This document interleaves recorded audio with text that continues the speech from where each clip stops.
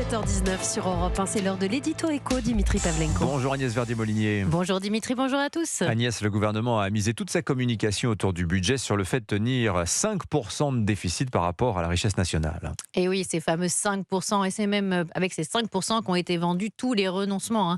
Recul sur les retraites, augmentation des impôts sur les entreprises, recul sur les économies et l'année blanche. Et on en passe. Mais finalement, comment croire qu'on va tenir ces 5% de déficit par rapport à la richesse nationale alors que rien n'a changé en 2026 par rapport à 2025 ? Quels sont les efforts en plus en fait ? Il n'y en a pas.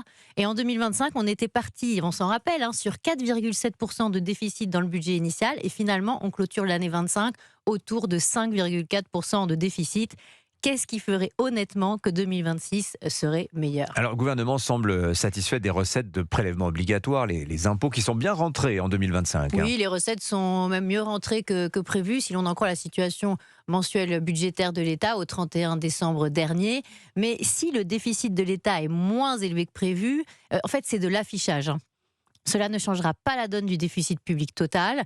Et en 2026, selon nos prévisions de la Fondation IFRAP, le déficit public sera toujours autour de 165 milliards d'euros, comme en 2025, donc autour de 5,4% du PIB de notre pays.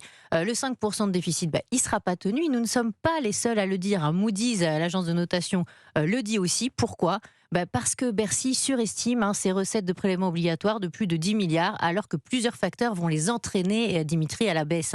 Une inflation qui ralentit, une croissance qui ralentit aussi, et des impôts directs locaux qui seront bas, année d'élections municipales oblige. Bon, si on additionne tout cela, Agnès, ça donne pas de bonne perspective, vous croyez, pour 2027 ? C'est sûr, c'est d'autant plus que les soi-disant bonnes rentrées fiscales, je le dis entre guillemets, de 2025 reposent largement sur les taxes exceptionnelles qui ont été mises en place. Si on les enlève, par exemple, l'impôt sur les sociétés a rapporté moins en 2025 que l'année d'avant.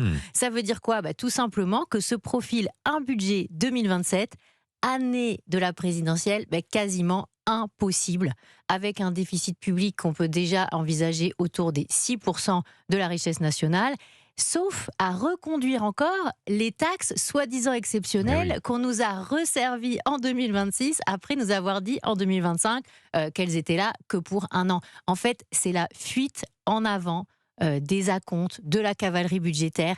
Et le réveil budgétaire, malheureusement, au moment de la campagne présidentielle, il sera rude. Voilà, c'est juste pour les auditeurs d'Europe 1, un point de PIB, c'est 30,5 milliards. Absolument. Voilà. Non, c'est bien d'avoir ces éléments en tête. Ça vaut le coup de le savoir. Signature Europe 1, Agnès Verdier-Molinier. Merci beaucoup Agnès. Merci à vous.